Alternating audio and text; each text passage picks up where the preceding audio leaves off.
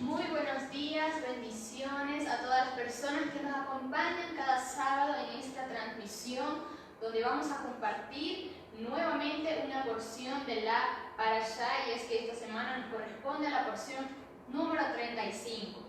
Así que damos gracias al Dios eterno por este día, por este tiempo. Bendiciones a todos los que nos acompañan. Les invitamos que puedan tomar sus apuntes, su Biblia y compartir con nosotros este precioso tiempo. Así que mi esposo estará compartiendo con nosotros el día de hoy la Parashá. Shabbat Shalom para todos, bendiciones, bienvenidos.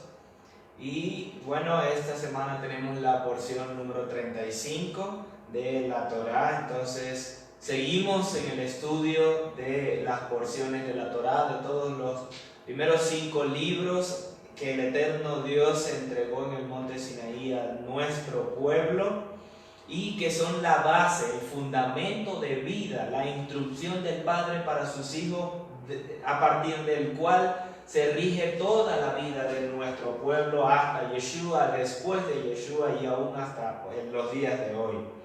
Y que son parte de nosotros, entonces son fundamento también para nosotros como pueblo del eterno Dios.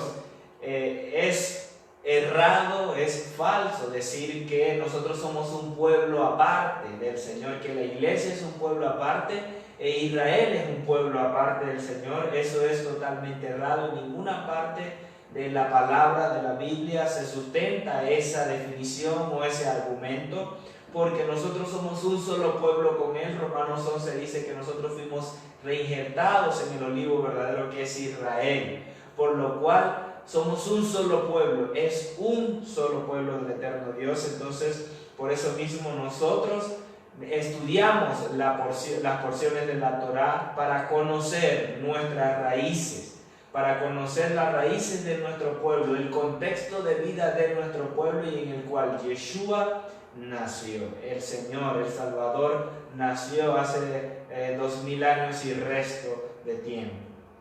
Bien, entonces en esta porción número 35 tiene por título Naasó, que significa eleva la cabeza, y está hablando aún del censo. Está todavía contabilizándose en este caso los levitas por sus casas paternas, por sus familias. Significa eleva la cabeza. Entonces comprende el libro de Números. En el libro de Números capítulo 4 verso 21 al capítulo 7 verso 89, es decir, todo el capítulo número 7. Entonces inicia la porción de esta semana diciendo: y habló el Eterno a Moisés, haz también el censo de los hijos de Gersón por sus casas paternas, por sus familias. La porción pasada finalizamos con el censo de los hijos de Merari y cuál iban a ser, de Coat, y cuál iban a ser sus funciones. En este caso entonces es los hijos de Gersón y los hijos de Merari, en los cuales se va a ir relatando. La porción anterior vimos como los hijos de Coat iban a estar a cargo del sacerdote Eleazar y de las cosas más consagradas, todos los utensilios y las cosas internas dentro del tabernáculo, el arca del pacto, la mesa, el altar de oro, la menorá, el altar de bronce. Todas estas cosas iban a estar a cargo de los hijos de Coat, y lo vamos a repasar. Los hijos, los gersonitas, que se mencionan al inicio de esta porción, vemos de lo que habla el eterno Dios, en lo que iban a estar ellos a cargo, cuál iba a ser su ministerio dentro del tabernáculo. Iban a estar a cargo de las cortinas del tabernáculo, la cortina de la puerta del tabernáculo, las cortinas del atrio, la cubierta de pieles de tejones, las cuerdas y los instrumentos de servicios.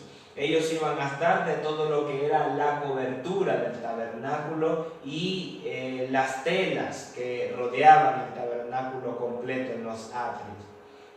Este iba a ser su ministerio, y el Eterno dice que iban a ser contados desde su familia para los que iban a servir de edad de 30 años a 50 años.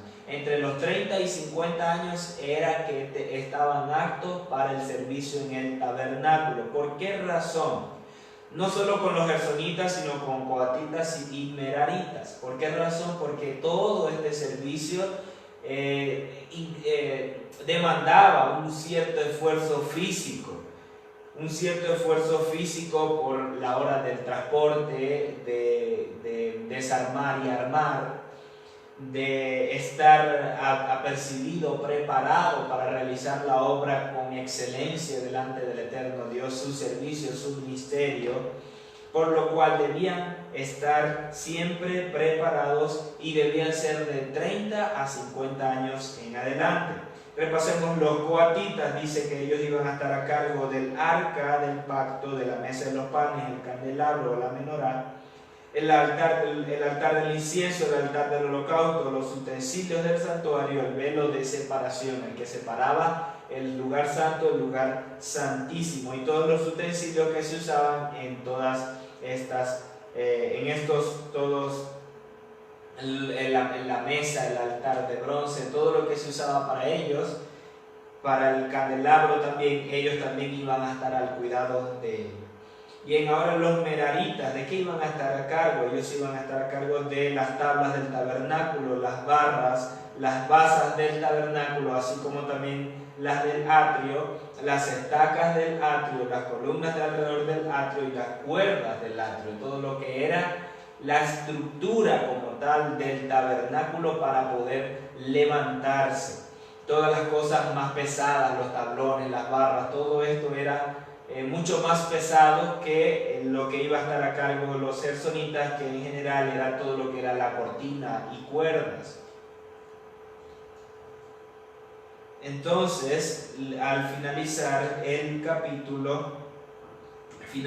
el capítulo número 4, nos dice la cuenta de los levitas que fueron aptos para el servicio.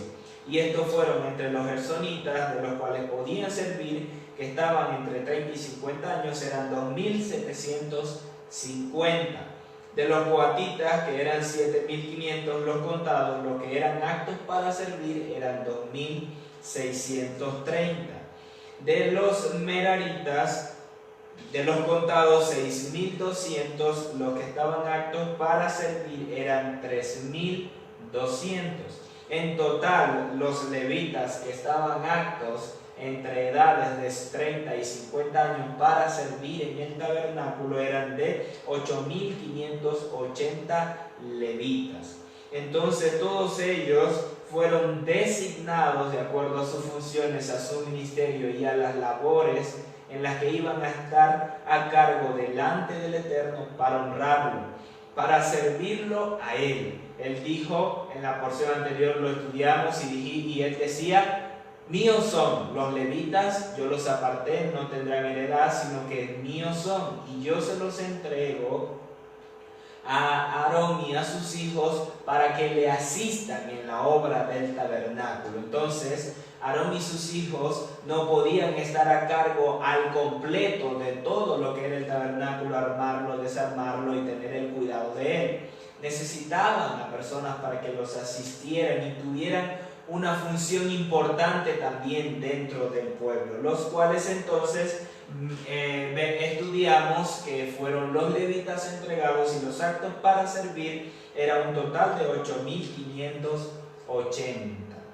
Bien, ¿qué pasa con todo esto? Que aparte de que ellos fueron concebidos por el Eterno, fueron seleccionados, apartados por el Eterno Dios para servirlo a Él, nosotros también fuimos concebidos para servirlo. Y hay una comparación importante del hijo con el padre en el tema del servicio. ¿Por qué? Porque un hijo sirve a su padre. El Eterno Dios nos hace bajo un patrón creador donde nos da un diseño, un propósito y para alcanzar un destino, pero en medio de todo eso tenemos un servicio al Dios eterno en el cual nuestro servicio está alineado a ese patrón creador, en el diseño que nos entregó, con el propósito por el cual nos entrega ese diseño y para alcanzar ese destino con Él. ¿Qué significa esto? Que un hermano los hermanos no se comparan en relación a sus funciones. ¿Por qué razón? Aquí lo vemos detalladamente. El eterno Dios, aunque ellos eran familias, los hijos de Leví, ellos tenían funciones diferentes. De igual manera, en la casa de un padre, un hijo no cumple la misma función que su hermano. Es decir, ellos no hacen exactamente todo como iguales, no tienen exactamente las mismas responsabilidades, no tienen exactamente un trabajo asignado específico o igual para cada uno, donde los dos hacen lo mismo, todos hacen lo mismo, todos representan lo mismo. No es así. En la casa de un padre cada uno es diferente, aun cuando son familia, tienen esa cercanía de sangre, están entrelazados no solo por la sangre, sino la representatividad del hogar fuera de su casa en representación del padre. Cada uno cumple una función específica, tiene una función específica, y aún hermanos mayores que deben también cuidar a sus hijos, a sus hermanos menores. Hay una parte en el libro de Génesis, hay unos versículos donde cuando Caín mata a Abel, el Eterno le pregunta a Caín: ¿qué has hecho? Y lo parafraseo, entre las respuestas que le da Caín, le dice: ¿soy yo acaso guarda de mi hermano? Y la respuesta es sí, él debía cuidar a su hermano también, tenía responsabilidad de cuidar a su hermano, no solo se dice que era hermano mayor, no solo como hermano mayor, sino también en la representatividad del hogar de su padre. Caín debía guardar a Abel y Abel también debía guardar a Caín. Entonces, en la casa de un padre, también sus hermanos deben guardarse mutuamente. Los hijos de Leví, ellos debían cumplir sus funciones, pero también estar al cuidado cada uno de ellos.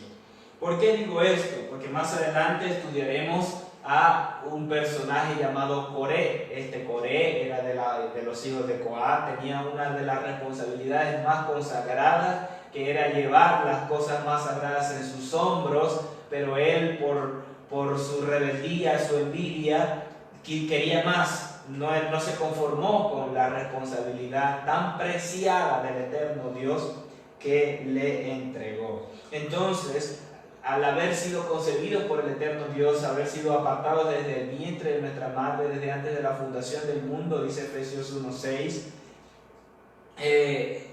Él nos entregó, aparte de habernos concebido, nos entregó una función específica para cada uno de nosotros al momento de nacer y hasta que estemos con Él en el reino.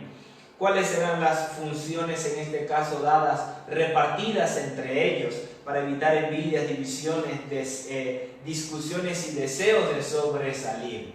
Ellos, en este momento en el cual leemos la porción de esta semana, ninguno de ellos se quejó, ninguno de ellos quiso, o se menciona que quiso más bien llevar las cosas consagradas. Por ejemplo, los gersonitas nos dijeron: no Señor, nosotros no queremos llevar cortina, nosotros queremos llevar el arca, la mesa, la menorá sobre nuestros hombros. Que los de Coat lleven las cortinas. No, en ningún momento, en ninguna parte acá lo vemos de esta forma, sino que ellos estuvieron de acuerdo con la función asignada por el eterno Dios, porque el eterno los apartó para Él y les entregó esa función específica. También estableció el eterno orden y disciplina en ellos. De hecho, cuando se menciona la familia de Merari, que eran los que llevaban las cosas más pesadas, los tablones, aún el Eterno le dice a Moisés y a Aarón que reparta la función por nombre, por esas cosas que iban a llevar. En ellos, en la familia de los hijos de Merari, la función, la asignación, el orden, la disciplina fue aún más específico, asignándoles por nombre. Es decir, a unos les dijo: ustedes van a estar a cargo de las barras, ustedes van a estar a cargo de las basas, ustedes van a estar a cargo de los tablones. Fue más específica la función dentro de ellos. Y además de eso les entregó las normas, es decir, la instrucción, los mandamientos para conducirnos en Él. Ellos también eran encargados de reproducir las enseñanzas o las instrucciones del Padre dadas en su Torá al pueblo. Además de esas funciones, en relación al tabernáculo también debían reproducir la Torá, ser específicos estudiando la Torá para cumplir su ministerio, su servicio en el tabernáculo adecuadamente, con excelencia, estar alineado, porque era sumamente importante para el pueblo, para ellos en el tabernáculo, porque debían armarlo correctamente, debían levantarlo correctamente. El Señor les dio las especificaciones donde no podían ver las cosas sagradas, sino que los sacerdotes iban todas a cubrirlas, y luego es que iban a entrar, en este caso los coatitas, es que iban a entrar a levantarlos para sacarlos. El Señor les entregó las instrucciones cómo debía armarse y cómo desarmarse, así como transportarse. Todo era un detalle minucioso que ellos debían estudiarlo, estar preparados para ejercer su ministerio. Entonces estos 5 aspectos deben estar en funcionamiento en nosotros de manera tan natural como respirar. Orden, disciplina delante del eterno Dios, estando consciente de nuestras funciones, estando apercibido en nuestras asignaciones, conociéndolas de antemano y preparándonos para llevarla a cabo. Ellos no entraban directamente al su ministerio por cumplir los 30 años, no. Más adelante, en la siguiente porción, vamos a estudiar cómo ellos entraban desde los 25 años, entraban en un estudio de todo esto, de cómo debía hacerse de la porción en su ministerio para iniciar a los 30 años. No es de que hoy tenía 29, mañana cumplió 30 y ya, te toca servir en el tabernáculo. Pero ¿cómo voy a hacer? Puede decir él. Podrían decir ellos, ¿cómo hago? No, ellos desde los 25 años tenían 5 años para estudiar todo lo que iba a ser su ministerio, y a la hora de ejercerlo estar preparados, estar aptos. Entonces es un ejemplo para nosotros cómo debemos prepararnos, estudiar, capacitarnos en el Señor para poder ejercer alineadamente, correctamente nuestro ministerio. Por eso son importantes las escuelas, por eso son importantes para prepararnos, para formarnos, para estar aptos para el servicio del ministerio en la asignación específica para cada uno, como profetas, como pastores, como maestros, evangelistas, apóstoles, como el eterno Dios los haya designado para cada uno. En relación a esto tenemos un ejemplo que nos coloca el apóstol Pablo para llevar el ministerio correctamente como un cuerpo, como uno solo. Aunque ellos eran 8.580, debían cumplir funciones específicas, cohesionar dentro de la función del ministerio para ejercerlo adecuadamente delante del eterno Dios, y no que todos quisieran hacer una sola cosa y el resto dejarla descuidada. Es igual en el reino, para establecer hoy día el reino del eterno Dios, tanto para una congregación como para en el pueblo del eterno Dios en general, a nivel global. Pablo dice en 1 Corintios 12 al 31, lo vamos a leer, dice así: porque así como el cuerpo es uno y tiene muchos miembros, pero todos los miembros del cuerpo, siendo muchos, son un solo cuerpo, así también el Mesías. Porque si dijera el pie, porque no soy mano, no dependo del cuerpo, no por eso deja de ser del cuerpo. Y si dijera la oreja, porque no soy ojo, no dependo del cuerpo, no por eso deja de ser del cuerpo. Si todo el cuerpo fuera ojo, ¿dónde estaría la oreja? Si todo fuera oreja, ¿dónde estaría la nariz? Pero el caso es que Dios ha colocado a cada uno de los miembros en el cuerpo como Él quiso. De la misma forma, con los hijos de Leví, el eterno Dios le entregó su función como Él quiso. A uno las cortinas, a otros las barras, a otros las cosas más consagradas. Como Él quiso, fue el eterno Dios que nos designó, y eso no cambia, eso no ha cambiado. Hasta hoy día el eterno Dios asigna las funciones, las asignaciones como Él quiere, no como nosotros queremos o como el pastor de la congregación quiere. sino como el eterno Dios nos ha entregado. Y una de las señales para eso son los frutos. Por sus frutos los conoceréis, tanto para las cosas buenas como para las malas. Si aún no conoces tu ministerio, profundiza en el eterno Dios, porque Él ha de revelarte tu función, tu asignación. Y aún puede ser, aún cuando no lo conozcas, hay evidencias, hay señales que lo respaldan, que dan luces a cuál es tu asignación específica dentro del cuerpo del eterno Dios.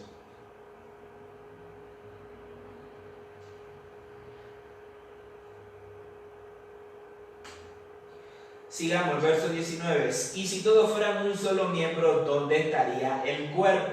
Y ahora los miembros a la verdad son muchos, pero el cuerpo es uno solo. Y no puede el ojo decir a la mano, no te necesito, ni tampoco la cabeza a los pies, no tengo necesidad de vosotros.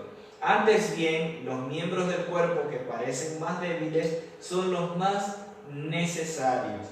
Y aquellos del cuerpo que nos parecen menos dignos, a estos cubrimos de mayor honor, y nuestras partes íntimas son tratadas con mayor decoro. Un ejemplo lo vemos en la tribu de Leví. El Eterno dice, no le darán a tierra, ellos no tendrán parte de herencia en la tierra con ustedes, sino que yo estaré al cuidado de ellos. Ellos podrían parecer los más débiles dentro del cuerpo del eterno Dios del pueblo por no tener un sustento, un respaldo de tierra para producir, para que les dé sustento de alimento para su cuidado, pero aún así el Eterno fue quien los cubrió.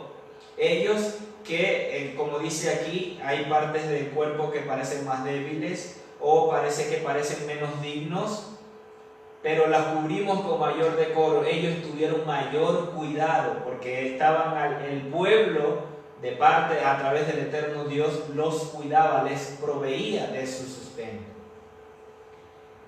Al contrario, nuestras partes más decorosas no tienen necesidad. Así Dios ordenó el cuerpo, dando más abundante honor al que más le faltaba, para que no haya división en el cuerpo, sino que todos los miembros se preocupen los unos por los otros. Esto no da pie a la rebeldía, a la envidia, a la murmuración. ¿Por qué? Porque el cuerpo es uno solo y cada uno debe cuidar la parte del otro.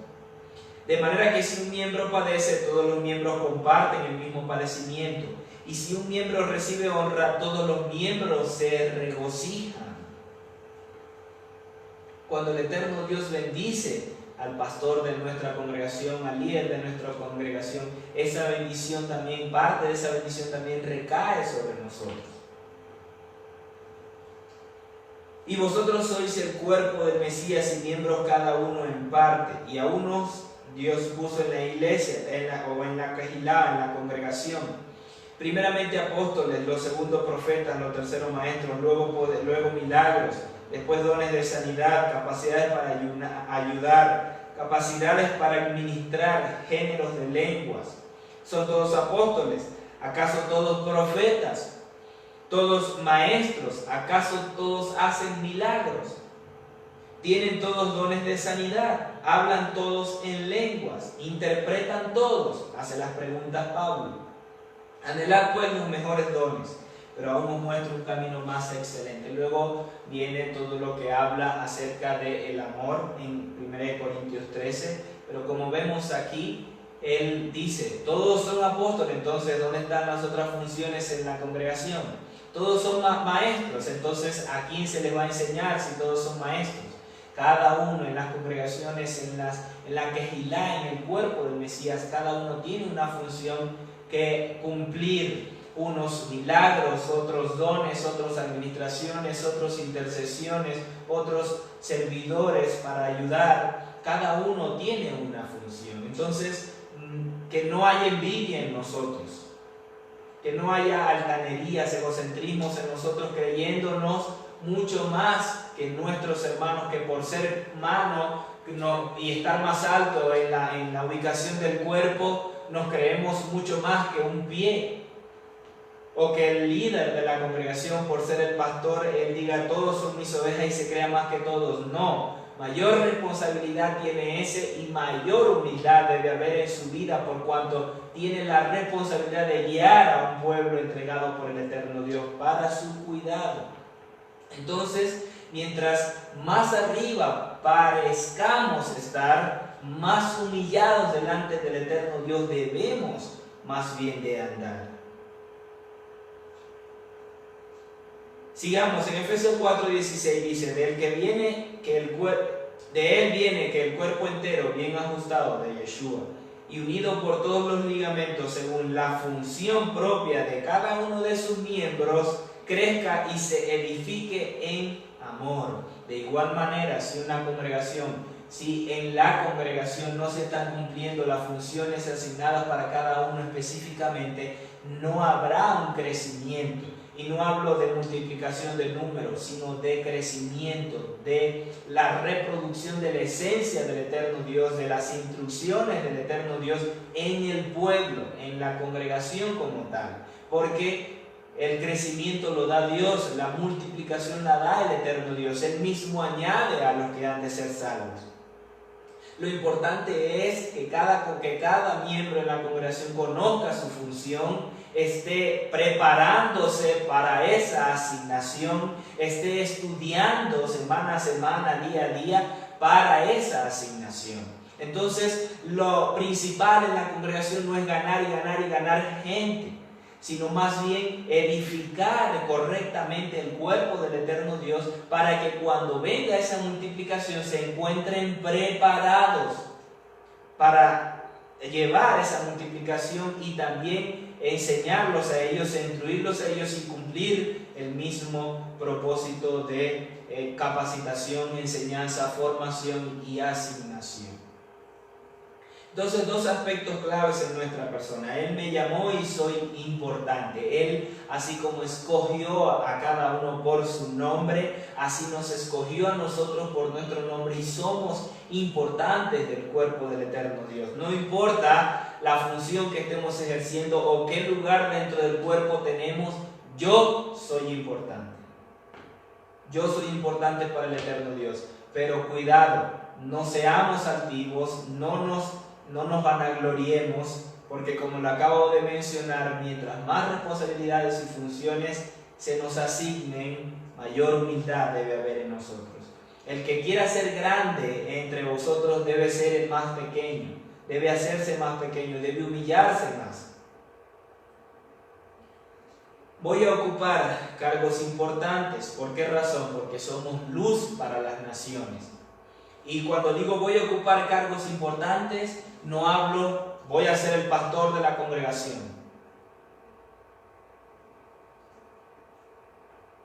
Hablo de la representatividad del reino para el mundo, para las naciones. Voy a tener un cargo importante, voy a tener una responsabilidad importante, porque soy el encargado de anunciar las virtudes de aquel que nos llamó.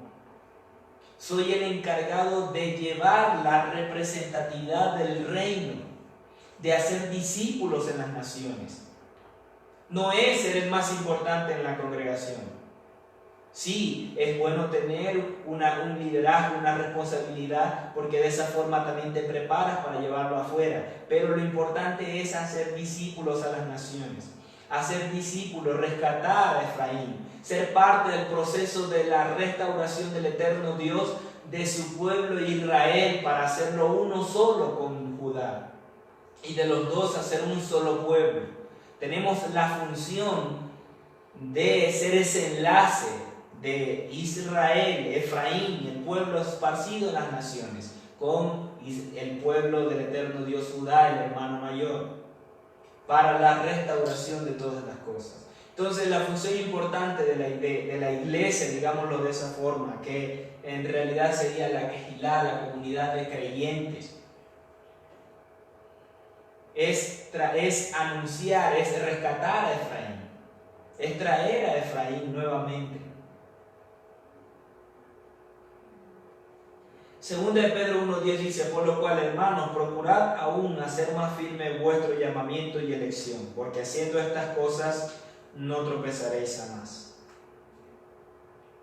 De esta forma, entonces, culminamos el capítulo 4 y pasamos al capítulo 5, que lo va a estar compartiendo mi esposa.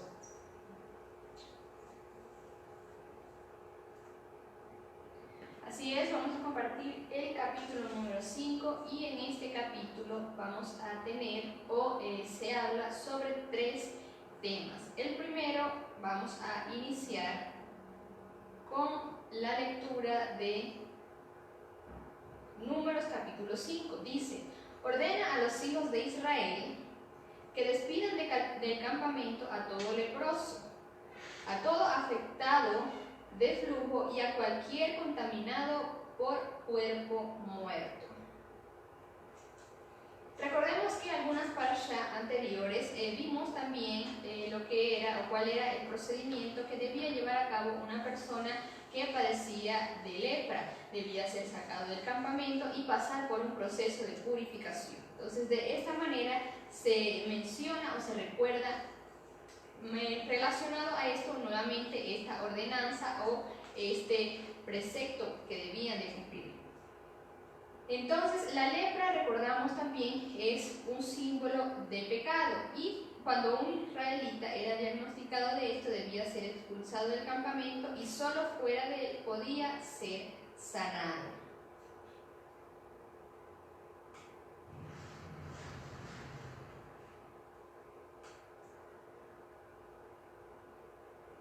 Solo fuera de él podía de ser sanado. Ahora, ¿cómo podemos o cuál es el mensaje que el Eterno deja a través de esto? Y es que el Todopoderoso habita en medio de su pueblo y en su presencia debe de haber santidad, ya que todo lo que es desobediencia, pecado, no son agradables y no son aceptables delante de la presencia del Eterno. Por lo tanto, la persona debía de ser retirada de la congregación hasta que se haya comprobado, en este caso, un proceso de purificación o un proceso de arrepentimiento y la persona haya abandonado el pecado. ¿Qué enseñanza nos deja esto nosotros hoy en día? Obviamente ya sabemos que no se hacen este tipo de procedimientos, no vemos que se manifiesta hoy la lepra como una enfermedad en sí, pero sí estudiamos y sí vimos que el pecado tiene sus consecuencias y de una u otra manera se puede ver incluso a través de diferentes o cualquier enfermedad que esto puede ser provocado por algún pecado. Entonces, lo que el Dios Eterno establece en la Escritura y la ordenanza que el Padre le da para el pueblo de Israel es que esta persona debía de ser apartada. ¿Cómo puedo aplicar esto yo hoy en día o cuál es el mensaje de esto hoy en día?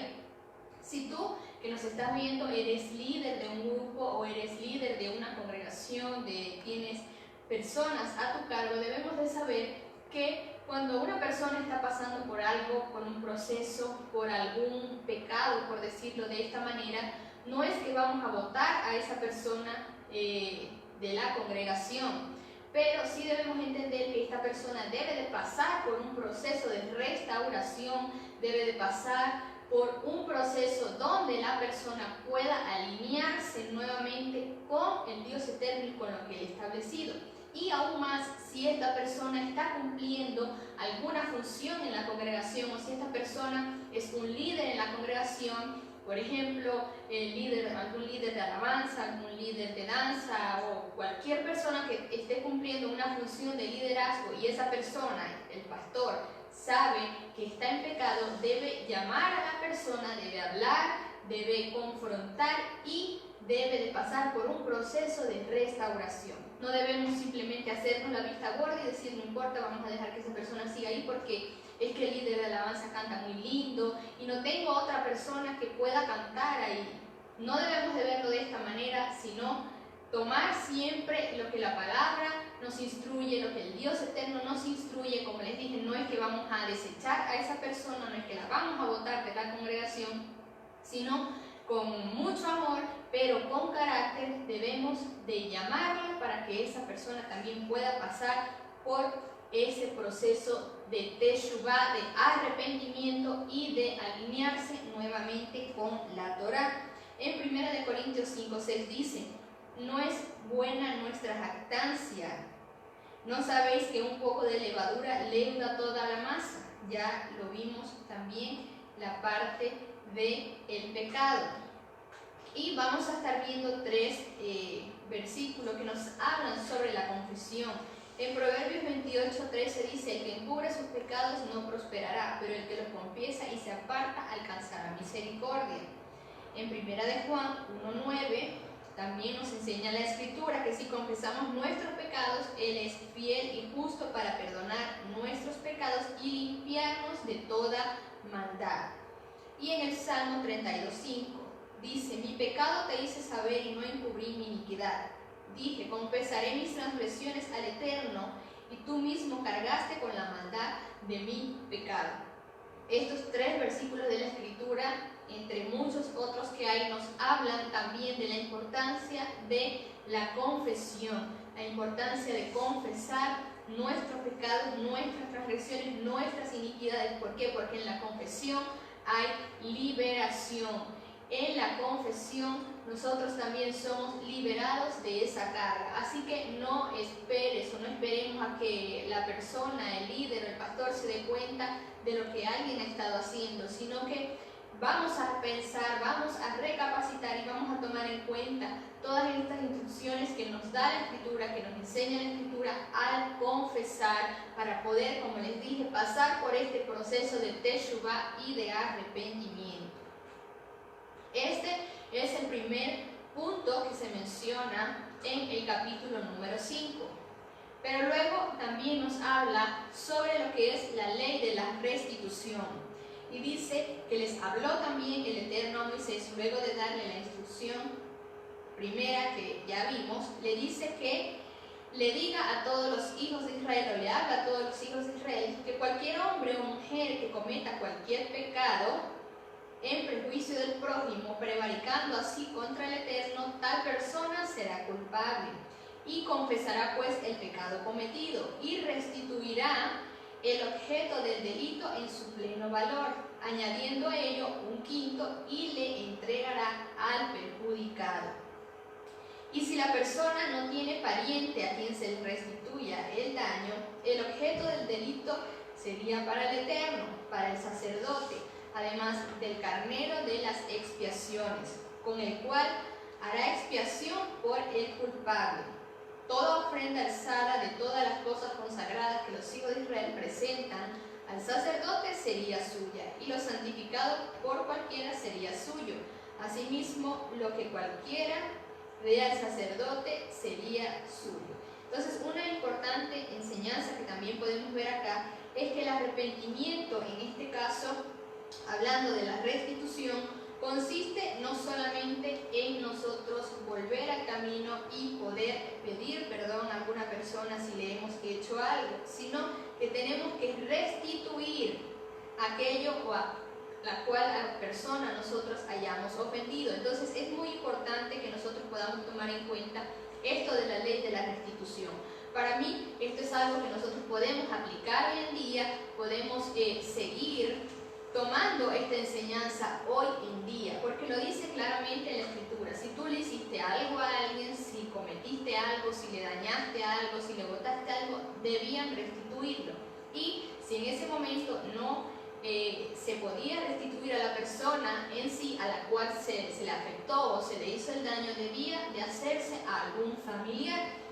Entonces nosotros también podemos aplicar esto hoy en día, porque es parte de nuestra cultura, es parte de la cultura del reino, y eso hablaría muy bien de nosotros como hijos del Dios eterno y de la cultura en que nosotros estamos caminando.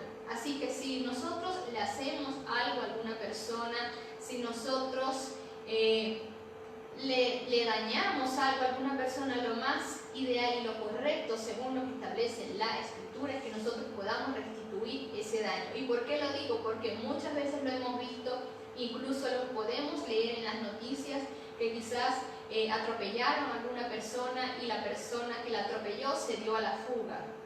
no es lo correcto. Evidentemente, gracias al Dios eterno, no hemos pasado por esa circunstancia, ni el Dios eterno nos guarde de pasar de algo así. Debe ser algo muy difícil, pero la Escritura lo dice y la Escritura lo enseña.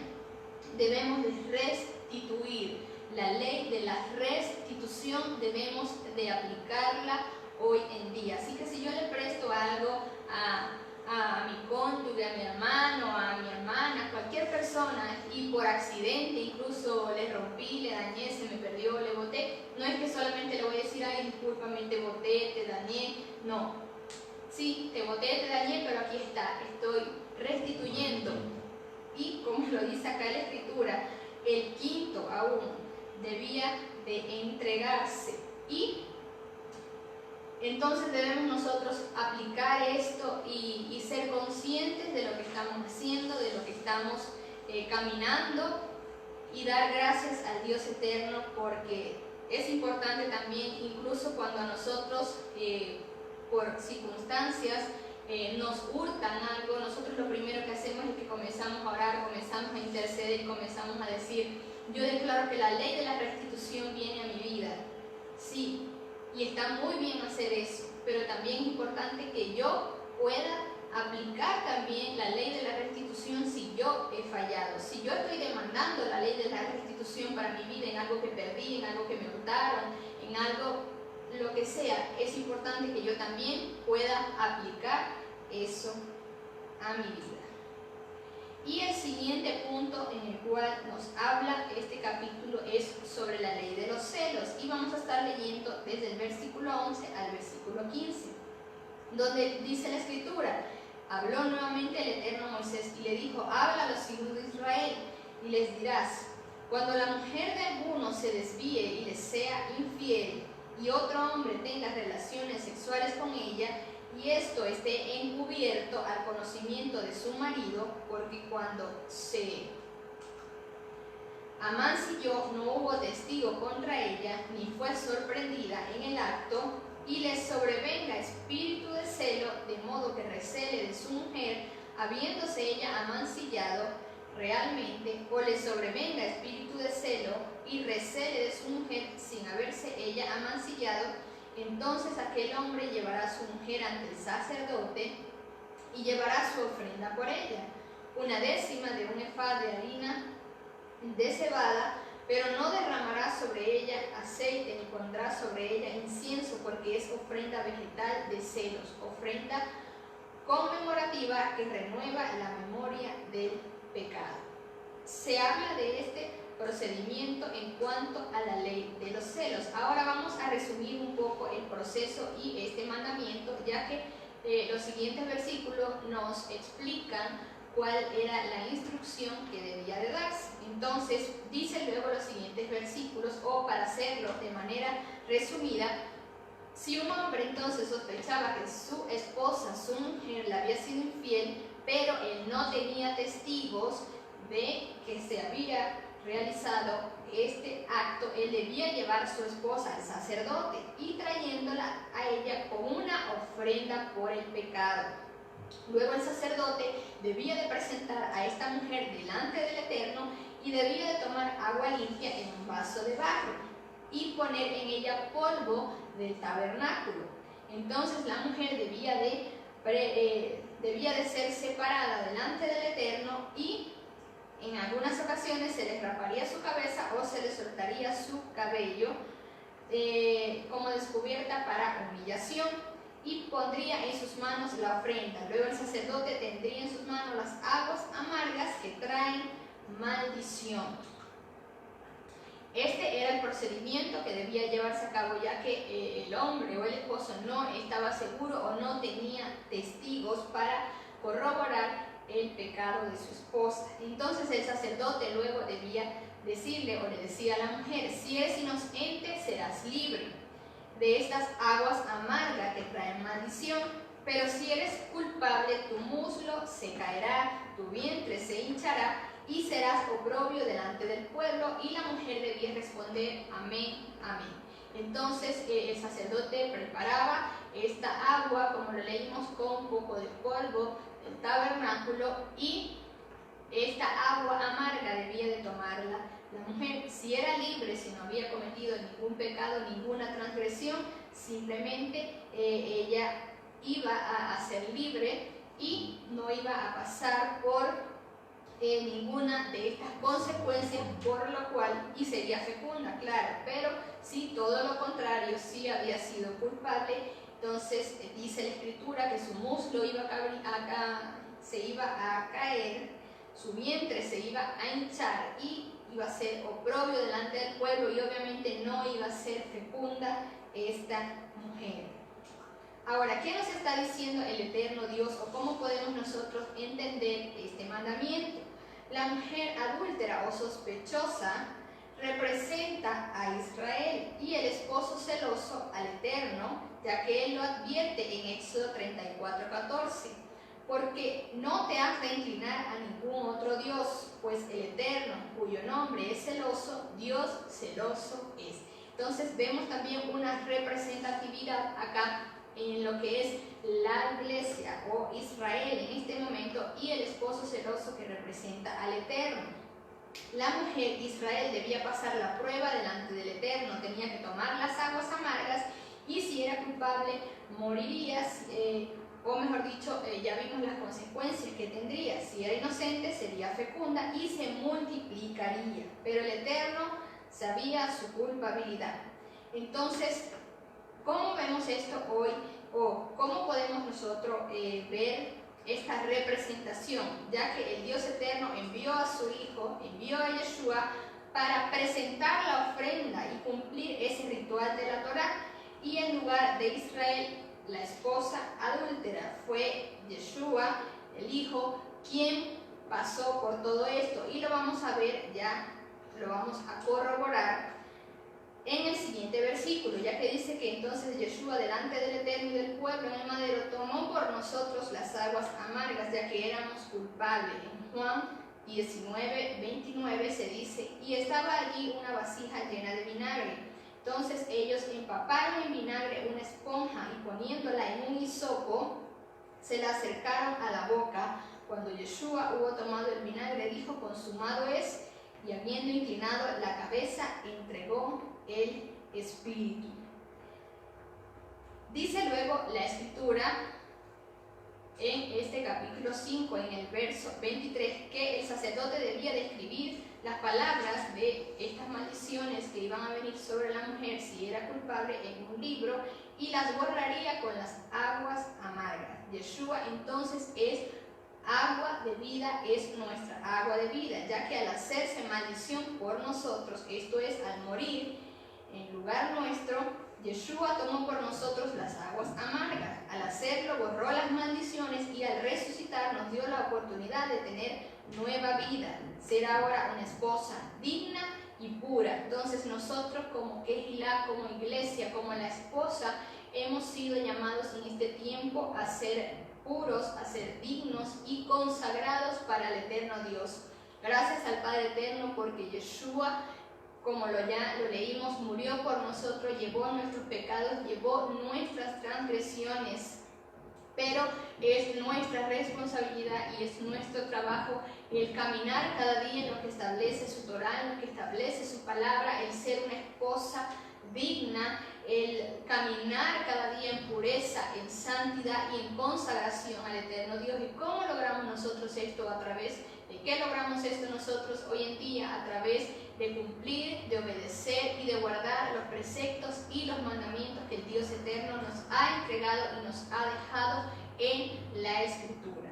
De esta manera se culmina lo que es el capítulo número 5 y pasamos al capítulo número 6 de esta parasha.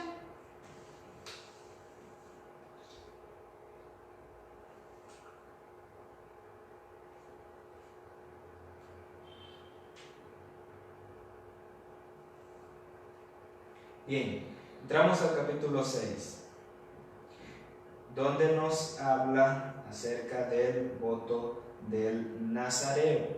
Entonces, esta porción tiene varios temas específicos donde el Eterno deja la instrucción para su pueblo.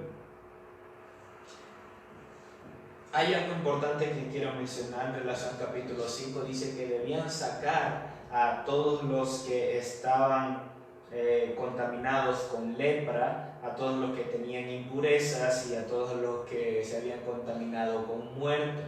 Entonces había ciertas regulaciones para sacarlos del campamento. ¿A qué me refiero con esto? Que al que tenía lepra no debía permanecer cerca del campamento, debía estar fuera. Recordemos, en la porción pasada vimos cómo estaba organizado el campamento de los hijos de Israel en el desierto. En el centro estaba el tabernáculo, alrededor de ellos estaban los hijos de los levitas con Moisés y Aarón, y fuera de ellos estaba todo el pueblo de Israel, todas las tribus. Entonces, aquel que estaba contaminado con lepra no debía permanecer en ninguno de esos sectores del campamento, debía estar fuera del campamento. En relación a la impureza de un muerto y a la impureza por contaminarse en relación a la emisión de semen o una enfermedad en su aparato reproductivo, ellos sí podían estar dentro del campamento, pero no acercarse al tabernáculo. Había diferencia entre el que estaba afectado con lepra, el que estaba contaminado de un muerto, no podía entrar al tabernáculo, no podía estar cerca, pero sí podía estar en el campamento de los levitas y en el campamento del pueblo. Pero el que estaba contaminado con una enfermedad de su impureza no podía ni siquiera acercarse a los levitas, pero sí podía estar dentro del campamento del pueblo.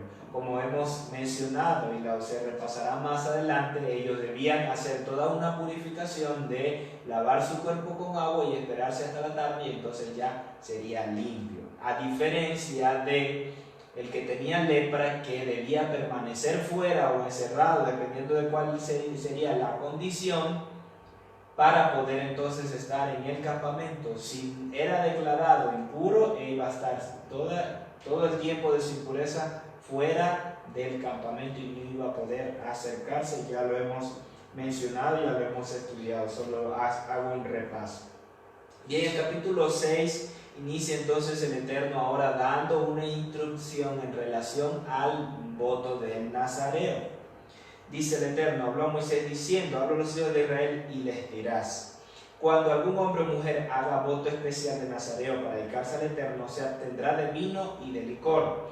No beberá vinagre ni de vino ni de licor, no beberá ningún licor de uvas, ni comerá uvas frescas o secas.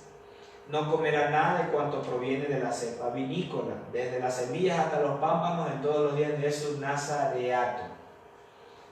Es decir, no podía tener ningún contacto con las uvas, ni comerse las uvas frescas, ni añejas, ni tocar el árbol, ni los pámpanos, ni tocar el vino. No tenía nada que ver con el vino o el fruto de la vid. Debía estar alejado de todo lo relacionado al fruto de la vid.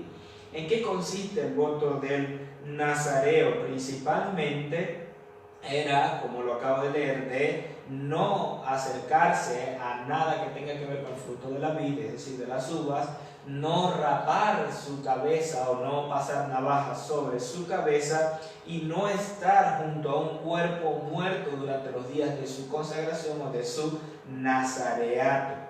No podía contaminarse ni por el cuerpo muerto de su padre, de su madre, ni su hermano, ni su hermano cuando mueran, porque la consagración del Eterno se debe estar sobre su cabeza. Y dice: todos los días de su nazareato será santo al Eterno, será consagrado al Eterno. Entonces, no tener contacto con el fruto de la vid, no cortarse el cabello de su cabeza y no estar junto a un cuerpo muerto, no tener contacto con un muerto, ni siquiera su padre, su madre, su hermano, su familia más cercana.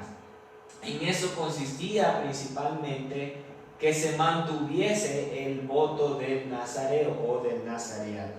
Ahora, la palabra nazareo viene del hebreo nazir, que significa alejado, apartado, consagrado. Repito, hebreo nazir, que su raíz es de la palabra nazar, que significa abstenerse, separar, consagrar. La raíz de nazareo de nazir, que significa nazareo, es nazar, que significa abstenerse, separar, consagrar. Entonces, en el versículo 2 encontramos estas palabras. Del nazareo, que significa nazir, es decir, cuando un hombre haga un voto especial de nazareo, para nazar, que significa dedicarse, consagrarse, separarse para el Eterno.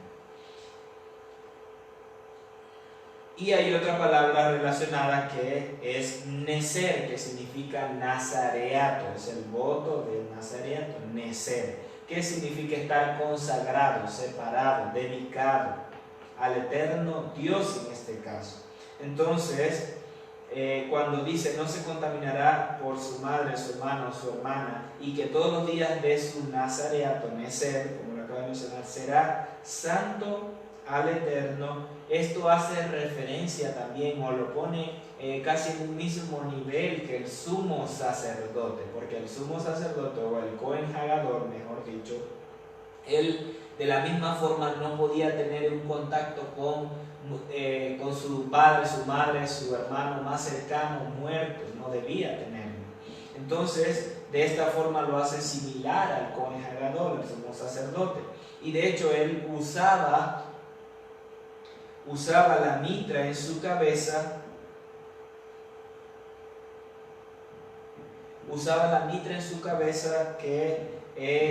que se llamaba el Neser HaKodesh, o la corona de santidad.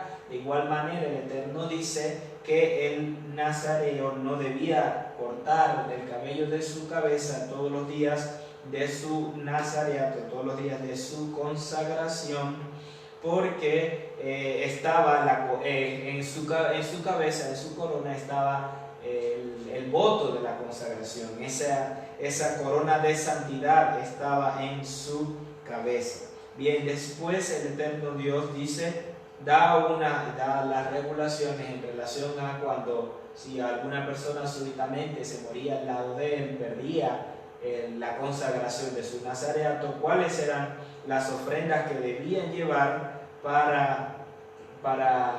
como ofrenda, como holocausto, como el pecado, para entregar su voto de nazareo. Hay una diferencia también, lo podemos ver, donde hay personas que fueron llamadas a ser nazareos desde su nacimiento, como lo es Sansón, también lo fue Samuel, su madre Ana lo consagró, le oró al Señor y le dijo que si le daba un hijo lo consagraría a él desde su nacimiento.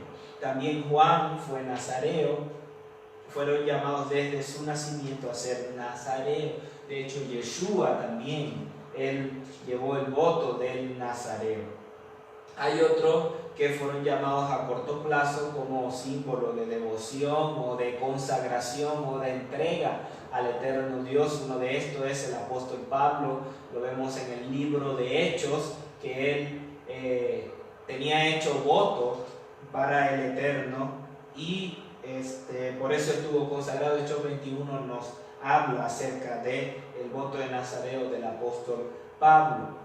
Bien, como lo mencioné, el Eterno antes de finalizar el capítulo, dice que debían llevarse 2 tórtolas. Si alguien moría al lado de él, debía rapar su cabeza y renovar nuevamente el voto si alguien moría. En caso de cuando ya había cumplido su voto de nazareo, debía llevar un cordero para expiación, una cordera como ofrenda por el pecado y un carnero como ofrenda de paz. Debía raparse la cabeza y colocar el cabello bajo la ofrenda de paz, además de las ofrendas de oblación que debía llevar. Todo esto del voto de nazareo lo vemos cumplido a cabalidad, o tiene su cumplimiento en Yeshua, él como fue el nazareo. También él no se vio pecado en él. El voto del nazareo era de ser consagrado y mantenerse recto, limpio delante del Eterno Dios al nivel del sumo sacerdote, del Cohen Hagador. Entonces el Eterno Dios le entrega esta regulación al pueblo para que aún ellos estuviesen consagrados al eterno Dios al nivel de los sacerdotes, ya que los sacerdotes o los Juanín debían ser los más consagrados al eterno Dios por el llamado que tenían, el ministerio que tenían y la función que cumplían como mediadores entre el pueblo y el eterno Dios en relación a los sacrificios. Pero también Él le entrega esta regulación al pueblo para que también pudiesen ser consagrados a Él. Nos da una sombra de lo que vendría a ser Yeshua y de lo que también seríamos nosotros, donde ahora somos sacerdotes, reyes y sacerdotes delante del eterno Dios, consagrados, dedicados para Él, y tener libre entrada a su presencia, a su lugar santísimo, como sacerdotes. Entonces, esto lo hemos cumplido en el Mesías, el voto del Nazareo. Entonces veamos también unas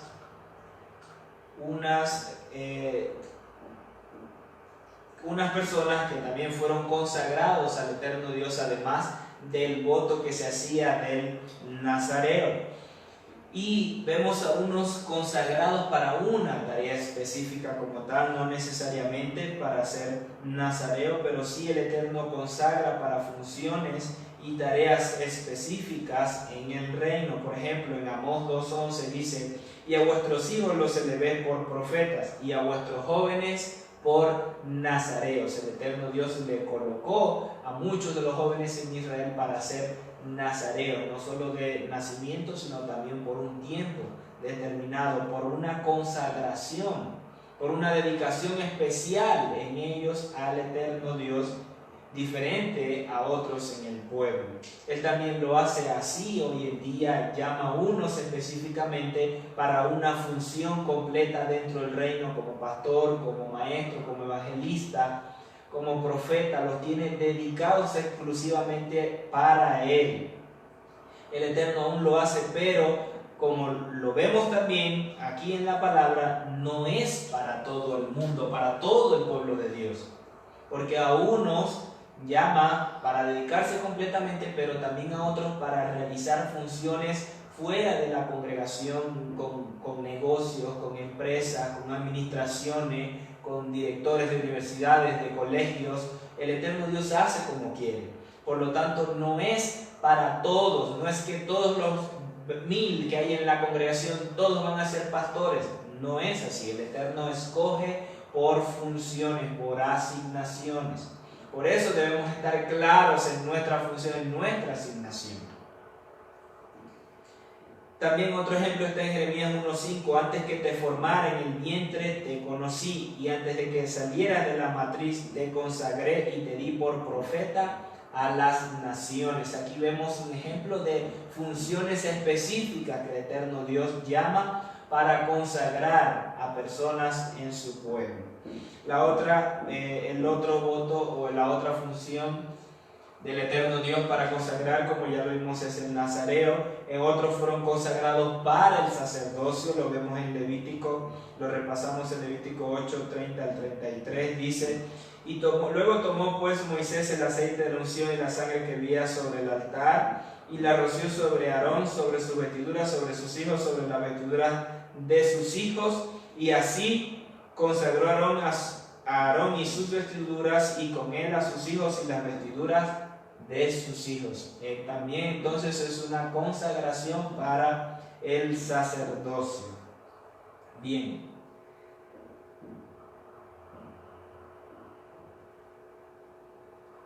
Seguimos entonces con la bendición sacerdotal o el Birkat Kohanim, que el eterno Dios lo colocó al finalizar el capítulo. Dice así, desde el verso 22: habló el Eterno a Moisés diciendo: habla a Aarón y a sus hijos diciendo: así bendecirás a los hijos de Israel. Dile: el Eterno te bendiga y te guarde. El Eterno haga resplandecer su rostro sobre ti y tenga de ti misericordia. El Eterno alce su rostro sobre ti y ponga en ti paz. Luego dice: así pondrán mi nombre sobre los hijos de Israel, y yo los bendeciré. Esta era la bendición que los sacerdotes, los Kohanim, hacían sobre el pueblo de Israel, impartían sobre el pueblo de Israel, y dice que de esta forma yo pondré mi nombre, o así pondrán mi nombre sobre los hijos de Israel, y yo los bendeciré. ¿Qué quiere decir esto? Que esta bendición ya no está vigente. No es así. Sigue vigente, porque así pondrán mi nombre, dice el Eterno, sobre los hijos de Israel. Nosotros somos del pueblo de Israel y yo los bendeciré. Esta bendición era para los sacerdotes. Ahora con Yeshua, Él abre la entrada al velo, nos hace a nosotros reyes y sacerdotes, y también tenemos la autoridad para impartir esta bendición sobre nuestros hijos, sobre las personas que el Eterno Dios ha puesto a nuestro cuidado, porque de esa forma pondremos el nombre del Eterno en ellos y los bendeciremos. Entonces hay una bendición especial de parte del Eterno Dios para su pueblo, que la entrega a los Kohanim, a los sacerdotes. Y si leemos en el Salmo 67, el Eterno Dios tiene una bendición. El Salmo 67 está inspirado en la bendición sacerdotal. En esta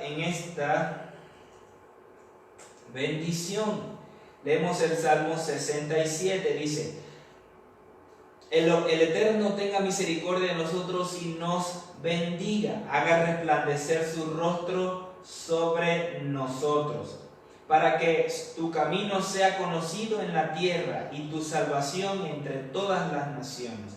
Alábente los pueblos, su Elohim, alábente los pueblos todos ellos. Regocíjense y canten con júbilo las naciones, porque tú juzgarás a los pueblos con equidad y guiarás a las naciones de la tierra. Alábente los pueblos, su Elohim, alábente los pueblos todos ellos. La tierra ha dado su fruto. Elohim, el Dios nuestro, nos bendecirá. Bendíganos, Elohim, y témanlo todos los confines de la tierra. Vemos entonces en el Salmo 67, inspirado en la bendición sacerdotal. Bien, de esta forma entonces pasamos al capítulo 7 de la porción de esta semana. Y dice: aconteció que en el día en que Moisés terminó de hacer levantar el tabernáculo, de ungirlo y santificarlo con todos sus utensilios, y de ungir y de consagrar el altar con todos sus utensilios, que los jerarcas de Israel, o los príncipes de Israel, cabezas de sus casas paternas, presentaron sus ofrendas. Ellos eran los príncipes de las tribus que habían presidido el censo. Hicieron llevar pues sus víctimas ante el Eterno, o sus ofrendas, dice otra versión: 6 carretas cubiertas y 12 bueyes. Esta fue la ofrenda principal que los príncipes de las tribus llevaron ante Moisés y Aarón.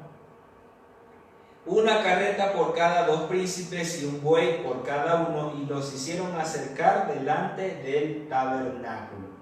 Es decir, cada uno entregó un buey, y entre 2 se pusieron de acuerdo y dieron una carreta o un carro para 2 bueyes. Entonces fueron entregados ante Moisés y Aarón, y el Eterno le dijo: acéptalos, acepta estas ofrendas. ¿Por qué diría acepta estas ofrendas?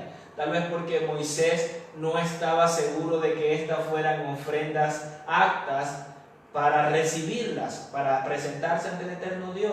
Pero aún así el Eterno le dice: acepta estas ofrendas, y serán para la obra de la tienda de reunión, y los darás a los levitas, a cada uno conforme a su servicio. Es decir, esto iba a ser para los levitas. Estas ofrendas no fueron para los sacerdotes, sino para la obra del ministerio de los levitas, para que se apoyaran en ellas en su función.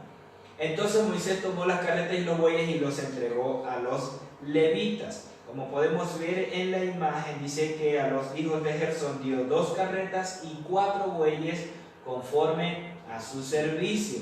A los hijos de Merari dio 4 carretas y 8 bueyes conforme a su servicio, bajo la dirección de Itamar, hijo del sacerdote Aarón.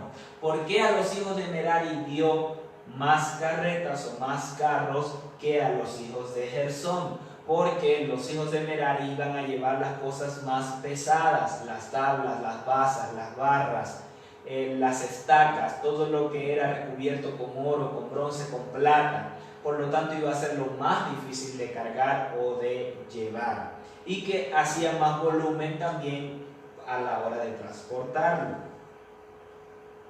Luego dice, en cambio, los hijos de Gersón, que iban a llevar cortinas y las telas, solo dio 2 carros porque era menos peso el que iban a llevar ellos.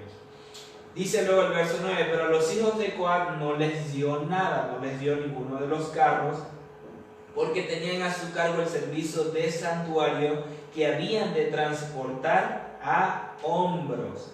Es decir, debían llevarlo sobre sus hombros. Repetimos, el arca del pacto, la menorá, el altar de bronce, las mesas de los panes, el altar de oro, los utensilios, el velo de separación debían llevarse sobre sus hombros. Un ejemplo de esto, o un mal ejemplo de esto, lo vemos cuando David quiso llevar el arca a Jerusalén, quiso llevarla y la montó sobre unos bueyes. Dice que la montó sobre unos bueyes, los bueyes tropezaron y el arca se iba a caer, y Susa quiso sostener el arca para que no se cayera y fue muerto. Entonces David tuvo miedo y lo llevó a la casa de Obed-edom. ¿Cuál fue el error acá? Llevar el arca sobre un carro, sobre unos bueyes, aunque dice que era un carro nuevo, eran bueyes aptos, buenos. No era así que debía llevarse, sino debía llevarse sobre los hombros, transportarse sobre los hombros. Cuando los hijos de Israel iban a entrar a la tierra prometida, que iban a atravesar el Jordán, dice que los sacerdotes llevaban el arca sobre sus hombros, o los levitas llevaban el arca sobre sus hombros, porque era la forma correcta de transportarlo. Bien, desde el capítulo, para ir finalizando entonces, desde los versículos 10 hasta el 83, todos estos versículos hablan de las ofrendas de cada uno de los príncipes por día para el tabernáculo, para la consagración. Leeré solo los primeros. Dice: los jerarcas presentaron también sus ofrendas durante la dedicación del altar o la consagración, el día en que éste fue ungido, acercando ellos mismos sus víctimas ante el altar, pues el Eterno había dicho a Moisés: presenten ellos mismos sus víctimas. Ellos mismos presentaron los sacrificios, un príncipe cada día para la dedicación del altar. En el primero presentó su ofrenda Naasón ben Aminadab, de la tribu de Judá. Su ofrenda consistió en una fuente de plata de 130 siclos de peso y un jarro de plata de 70 siclos según el ciclo del santuario, ambos llenos de flor de harina amasada con aceite. Un recipiente de oro de 10 ciclos lleno de incienso, otra versión dice una cuchara de oro de 10 ciclos, un becerro, un carnero y un cordero para el holocausto, y un macho cabrío para expiación. Luego dice que para las ofrendas de paz fueron 2 bueyes, 5 carneros y 5 corderos de un año. Tal fue la ofrenda de Naasón ben Aminadab. Esto fue para las ofrendas de paz: 2 bueyes, 5 carneros y 5 corderos de un año. Ahora, si seguimos leyendo, nombra a cada uno de los príncipes, donde dan las mismas ofrendas. Lo mismo: un tazón o un recipiente de 130 ciclos, un jarro de 70 ciclos de plata, un recipiente de 10 ciclos de oro, un cordero, un carnero y un buey para el holocausto, un macho cabrío para expiación, 2 bueyes para paz, 5 carneros. Todo sigue siendo lo mismo. Ahora, ¿por qué el Eterno repite por cada uno de ellos lo mismo? Con solo decir leer el primero, el segundo y luego decir que los siguientes trajeron lo mismo delante del eterno Dios? ¿Por qué simplemente detallarlo? Porque para el eterno Dios para Él no fue distinción entre ellos. Él no se aburrió de leer o de escribir todo esto o de relatar a Moisés, cada uno de ellos específicamente, si eran lo mismo. Para nosotros, tal vez, para el hombre, en nuestra humanidad, en nuestra alma, se nos hace tedioso, se nos hace cansón leer y se puede decir, bueno, pero es que es muy cansón, muy complicado leer lo mismo, ¿para qué lo voy a leer si ya sé? No es eso, es que el eterno Dios le da importancia a cada uno, específicamente a cada uno lo menciona y le da la importancia merecida a cada uno porque su ofrenda fue de todo corazón para el eterno Dios. Ellos presentaron esa ofrenda mucho mayor que el resto del pueblo, ya que era príncipe. El príncipe tenía la responsabilidad de entregar más ante el eterno Dios, no solo como príncipe, sino también como representante de su tribu. Y para el Eterno no fue cansón recibir la misma ofrenda de cada uno de ellos. Él en su corazón recibió de la misma forma como pasó el primero hasta el último, con agrado su ofrenda. Una de las razones por las cuales Él nos menciona detalladamente es esta, porque Él, aunque hubiesen 50 príncipes más, Él también lo hubiese hecho, porque Él se agradaba en las ofrendas de cada uno de ellos. Para nosotros puede ser, bueno, pero viene con lo mismo, esta persona viene con lo mismo, ya, está bien. Y en nuestra alma, en nuestra humanidad lo podemos ver así, pero no es el deber ser. Debemos dar el merecido reconocimiento, honor a cada uno, como si fuésemos nosotros mismos, pero también es porque es para el eterno Dios, es delante del eterno Dios. Entonces, si usted pasó estos versículos de forma rápida porque dijo, bueno, ya yo sé que fue todo lo mismo, no se dio cuenta lo siguiente, y es que el eterno Dios menciona desde el primer día que fue Naasón quien llevó la primera ofrenda. Él menciona, dice, lo voy a leer: en el día primero presentó su ofrenda Ben Aminadab, hijo de la tribu de Judá. De esta forma lo menciona hasta el día sexto, cuando menciona Eliasaf y Ben, hijo de Tehuel, jerarca de los hijos de Gad. Pero desde el día séptimo, si leemos detenidamente nuestra versión, dice que en la versión Reina Valera cambia, ya no dice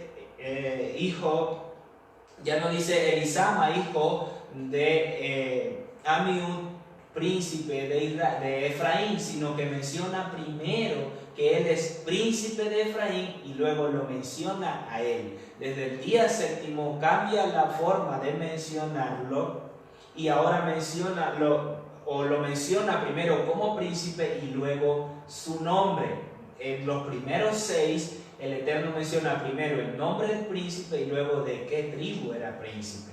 Ahora, ¿por qué menciono esto? Porque hay algo interesante en el día 1, en el día 7 y en el día 10.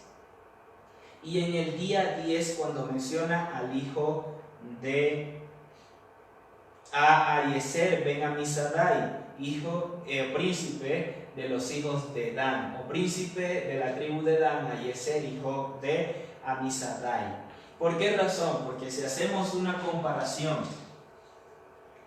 de cada día por un mes, o sea, un día a un mes, vemos que en el primer mes se celebra la festividad de Pesaj. Y en la festividad de Pesaj, o en una festividad de Pesaj, encontramos a Yeshua en la palabra, él como representante él como el cordero, fue muerto en la festividad de Pesaj para cumplir todo el mandamiento, pero también él perteneciente a la tribu de Judá o descendiente de la tribu de Judá, donde él se sentaría en el trono como se lo dijo a David, que no siempre habrá un hijo tuyo, un descendiente tuyo que se siente sobre el trono de Israel. David, como descendiente de la tribu de Judá, dice que él es el rey para siempre y volverá. Entonces, si vemos en el primer día, que es el primer, que si lo tomamos en representación del primer mes, la festividad de Pesaj, vemos a Yeshua como descendiente de la tribu de Judá, que vino para morir en Pesaj. Pero si vemos en el día séptimo, que es el príncipe de Efraín, este hombre Elisama, como Yeshua en el mes séptimo volverá en la festividad de Yom Teruah, en Rosh Hashanah, él volverá, nosotros seremos levantados en esa festividad. El Yeshua como rey también de Efraín, como Señor, porque de los dos pueblos hará uno solo, la casa de Efraín. En el mes séptimo, a partir desde el mes séptimo, vendrá todo el tiempo en el cual el Mesías volverá sobre la tierra. Seremos levantados, estaremos en las bodas del Cordero, pero luego regresará. Y si vemos en el día 10, que fue la tribu de Dan la que presentó la ofrenda, es interesante ver cómo el día 10 del mes séptimo era el día de Yom Kippur, la festividad de Yom Kippur, que también es llamado el Gran Juicio. Y el significado de la tribu de Dan, o la raíz de la tribu de Dan, del nombre Dan, es juzgar, porque él vendrá a juzgar en ese día, el día séptimo, el día de Yom Kippur, llamado también el Gran Juicio. Es interesante ver cómo el Eterno deja todo esto en su palabra para que nosotros podamos entender cuál es su plan para su pueblo, cuál es el diseño para su pueblo. Y si leemos también con más detalle relacionado a el campamento de los hijos de Israel alrededor del tabernáculo, que lo estudiamos la porción anterior, vamos a ver cómo ellos están apostados alrededor del tabernáculo, de acuerdo a como el Eterno les ordena acá entregar la ofrenda por día. Los menciona de la misma forma: Judá el primero, Efraín al séptimo y Dan al 10. Los va mencionando de la misma forma. Entonces, no debemos, lo digo porque también no debemos leer esto de forma que me voy a cansar o de forma negligente de que, bueno, dice lo mismo. Debemos estar apercibidos en lo que el Eterno Dios tiene para entregarnos en su Torah, en su palabra, en su instrucción, porque a nosotros nos parece que en ella tenemos la vida eterna, no solo hablando de Yeshua, sino la revelación de la plenitud de Yeshua, de su conocimiento, de su diseño en nosotros. De esa forma, entonces, leo los últimos versículos para terminar la porción de esta semana. Dice que tal fue la dedicación del altar en el día en que fue ungido por los príncipes de Israel: 12 fuentes de plata, 12 tazones de plata y 12 recipientes de oro. Cada fuente era de 130 siclos, cada tazón de 70. El total de la plata de los utensilios fue de 2400 siclos según el ciclo del santuario. Era bastante. Los 12 recipientes de oro llenos de incienso eran de 10 ciclos cada recipiente, según el ciclo del santuario. El total del oro de los recipientes fue de 120 ciclos, era bastante. El total de las reses o los bueyes, según la versión, para el holocausto fueron 12 los becerros, 12 los carneros, 12 los corderos añales, con su ofrenda vegetal, y 12 los machos cabríos para ofrenda por el pecado.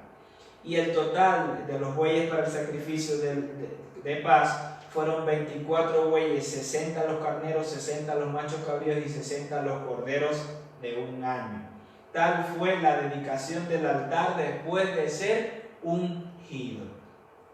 Y luego dice: y cuando entraba Moisés en la tienda de reunión para hablar con el Eterno, oía la voz que le hablaba de encima del propiciatorio que estaba sobre el arca del testimonio entre los querubines, y le hablaba. Esto nos enseña que Moisés tenía libre entrada al lugar santísimo.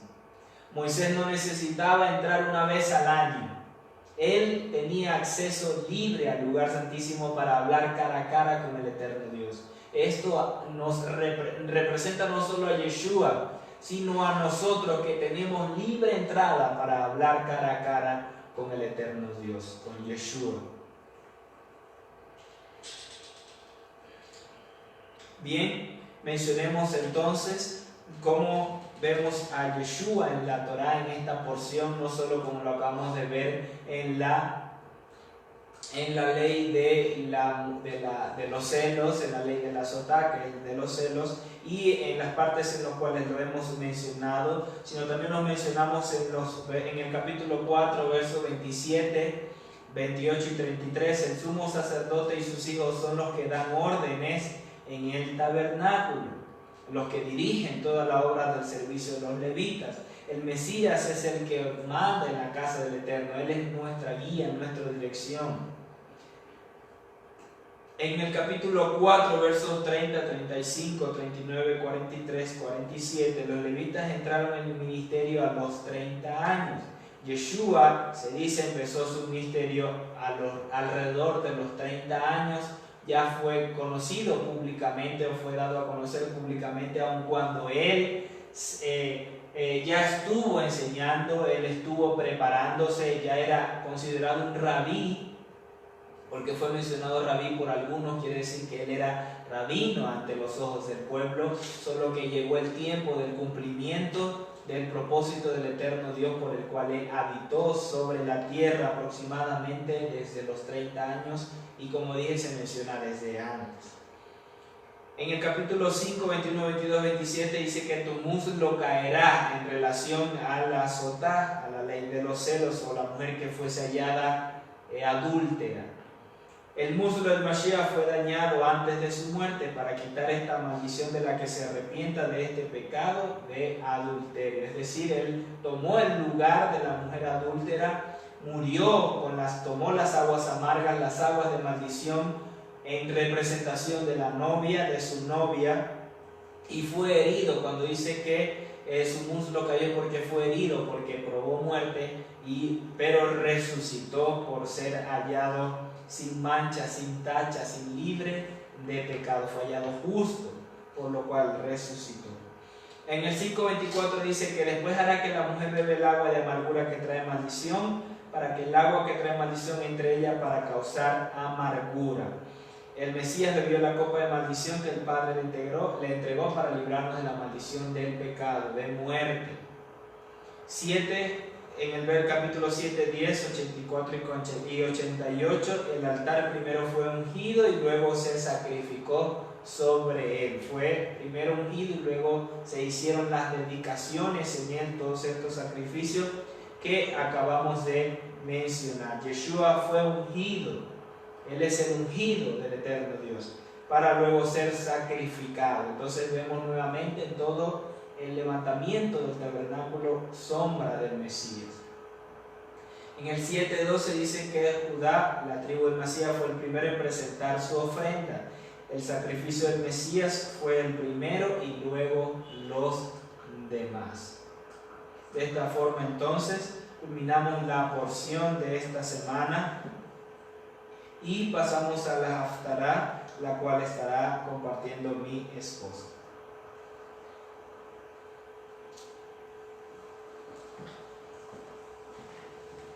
Yo les invito a que en esta Haftará número 35 usted me pueda acompañar en el libro de Jueces, capítulo número 13.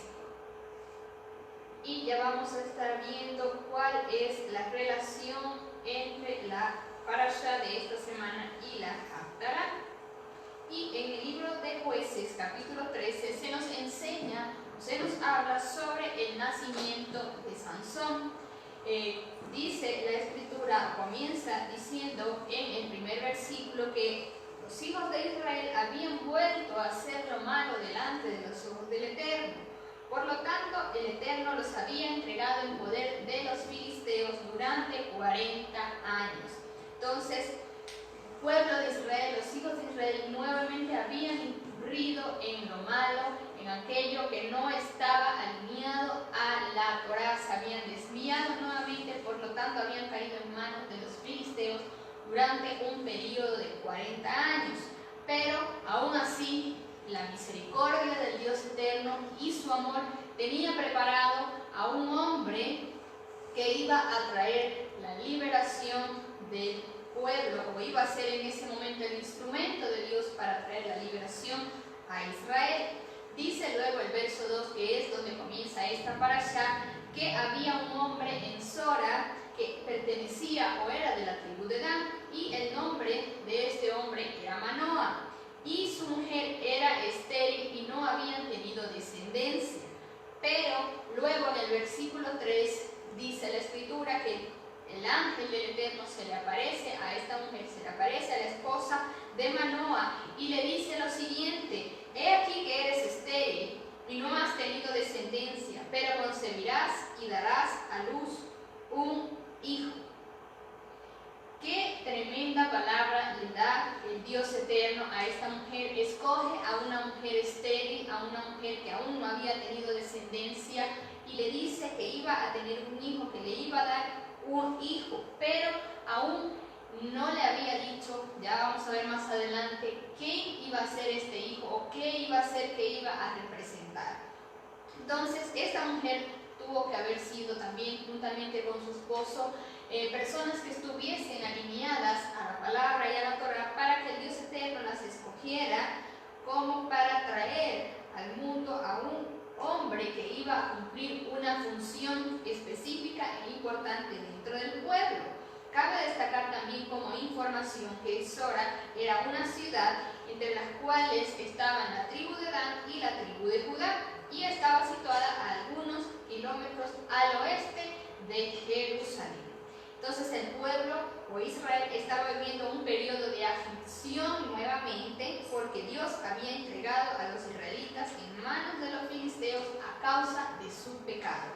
Pero luego que se le dice a la esposa de Manoa que iba a tener descendencia, que iba a dar a luz un hijo, dice luego el verso 5: he aquí, concebirás y darás a luz un hijo. Pero vienen aquí las instrucciones que el Dios eterno le dice a esta mujer: no pasarás navaja sobre su cabeza, porque ese niño será nazareo de Dios desde el vientre, y él comenzará a librar a Israel de mano de los filisteos. Vemos acá la relación entre la parashá y la haftará. Vimos ya en la parashá qué era el voto de nazareo o en qué consistía este voto.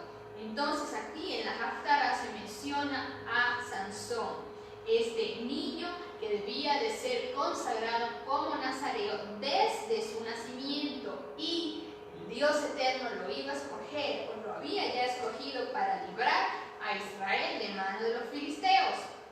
Dice entonces que la mujer fue y le contó a su marido y le dijo que un varón del Eterno se le había aparecido y que éste tenía como un aspecto de ángel, y que él le preguntó de dónde era.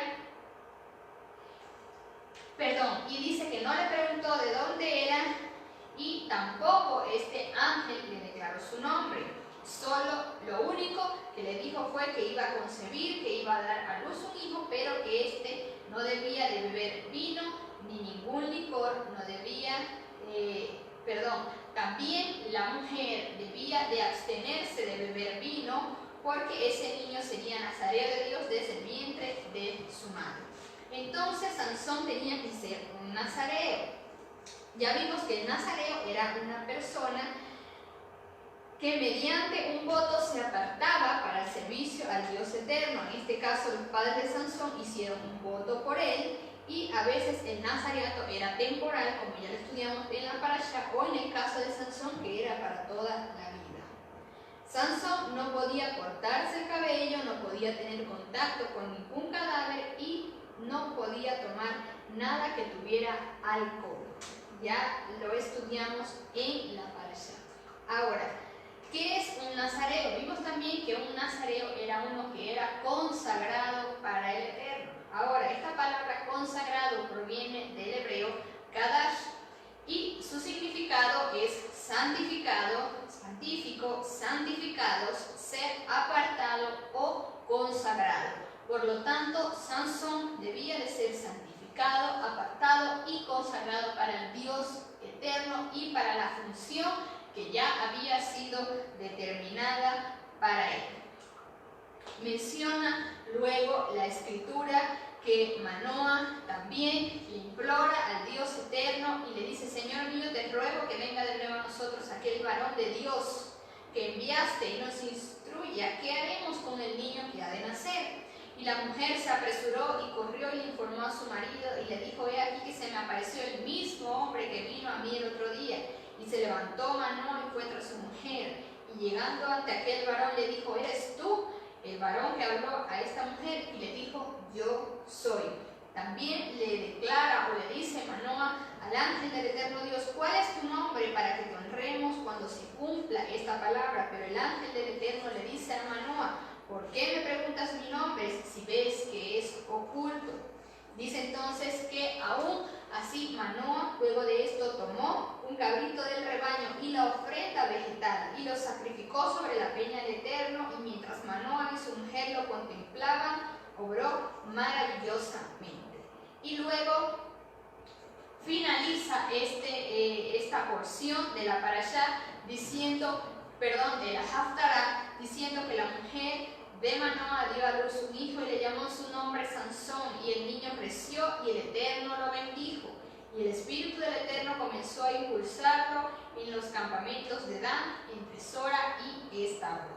Entonces es importante también y cabe destacar que el voto del Nazareo ya fue cumplido en Yeshua, pero bien como lo explicó mi esposo y como lo vimos en la parashá, y lo importante también de esto que nosotros podemos obtener a través de esta enseñanza es la parte de la consagración. Vimos que cada persona, cada uno tenemos una función diferente en el cuerpo o en el reino. No todos han sido llamados a ser pastores, no todos han sido llamados a ser apóstoles, no todos han sido llamados a ser profetas. Cada uno hemos sido llamados con una función específica, y es importante, como lo vimos, que podamos identificar cuál es esa función a la que nosotros hemos sido llamados, ya sea dentro de la congregación o quizás fuera de la congregación, haciéndolo de otra manera, pero que nosotros también podamos entender y podamos consagrarnos al Dios eterno en la obra que nosotros vamos a hacer, en la función que nosotros vamos a hacer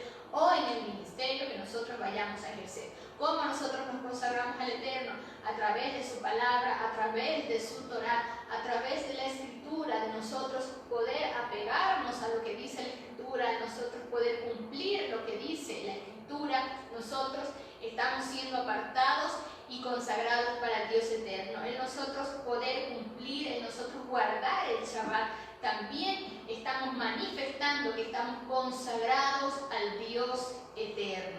Así que esto es lo que nos enseña la Haftarah de esta semana. Le damos gracias a todas las personas que siempre nos acompañan, como siempre también invitándoles que cada sábado, que cada Shabbat puedan compartir con nosotros, puedan compartir también este video para que otras personas también puedan verlo. Si tienen algún comentario, si tienen alguna pregunta, pueden escribirnos también, y que cada día podamos ser esos instrumentos del Padre Eterno para establecer su reino y para expandir el reino de Dios. Bendiciones a todos y un Shabbat Shalom.